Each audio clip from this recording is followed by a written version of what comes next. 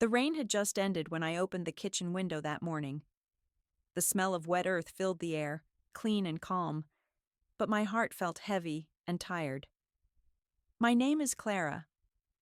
I was 36 years old when I finally understood that my marriage was slowly breaking apart. My husband's name was Daniel. He was older than me, quiet, and respected by everyone around him. We had been married for 15 years and had two daughters, Emily and Grace.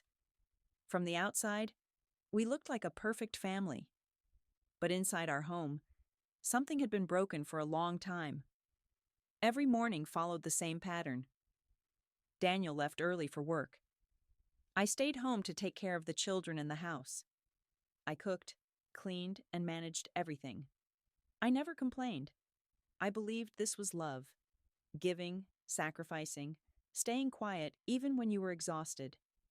I truly thought we were happy. I believed Daniel still loved me. But I was wrong. It began slowly, like a shadow that appears before the sun goes down. Daniel started coming home late. He said work was busy. At first I believed him. Then his phone became his secret. He smiled at messages that were not from me. He turned his screen away when I walked past. I told myself I was imagining things, but fear was growing inside me. Something felt wrong. One night, while he was sleeping, I picked up his phone. My hands were shaking so much I could barely hold it. Before I could open anything, he woke up. His eyes were cold. "Why are you touching my phone?" he asked sharply. I froze. No words came out. "You have no right," he said. I put the phone down and turned away. That night I did not sleep. My thoughts were loud and painful. The next day, after he left, I checked the phone bill. One number appeared again and again, every day, even on weekends. My heart told me to call. A woman answered. Her voice was calm. When I asked if she knew Daniel, she said yes. Then she said the words that shattered me. "Yes, I am his girlfriend." I could not breathe. She told me she was married too and had a child. She laughed softly and said it was not her problem if her husband found out. I ended the call. That night I confronted Daniel. He did not deny it. "I'll end it when I want," he said, without emotion. I felt small and invisible. I wanted to scream, but my voice was gone.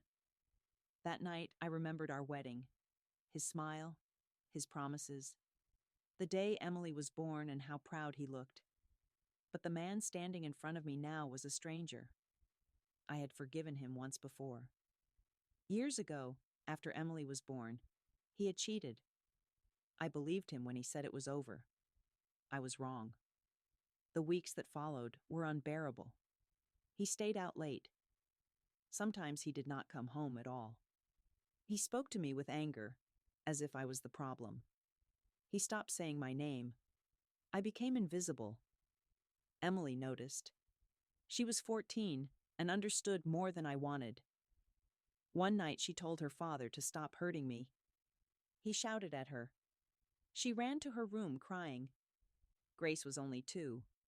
She did not understand yet, but one day she would. I had no job, no savings. The apartment loan was in my name. Daniel reminded me of that often. One night he looked at me and said, "I can do whatever I want." That was the moment I knew he did not care anymore. I stopped eating. I stopped sleeping. My body became weak. Then my friend Maya came. She listened quietly and said, "Clara, you need to leave him." I felt trapped. My family told me to wait, to pray, to be patient. But my heart already knew the truth. One evening, I cooked his favorite meal. I waited for hours. When he came home, he said, "I don't love you anymore." Then he packed his bags and left. Our daughters cried. I sat frozen on the sofa. When the door closed, the silence was louder than any scream. The next morning, his side of the bed was cold. I smiled for my daughters. I promised myself I would survive. Weeks passed. Bills arrived. Money disappeared. Daniel stopped helping. I found a part-time job. The pay was small, but it gave me hope. Slowly, I became stronger. I stopped waiting. Months later, when I saw Daniel with the other woman, it did not destroy me anymore. Life became calmer. One night, I took off my wedding ring and placed it on the table. It was the heaviest thing I had ever removed. But it was also the beginning of freedom. Now, when I look at myself, I see a woman who survived betrayal, fear, and loss. I am no longer waiting by the window. I am the woman who opens it, to let the light in.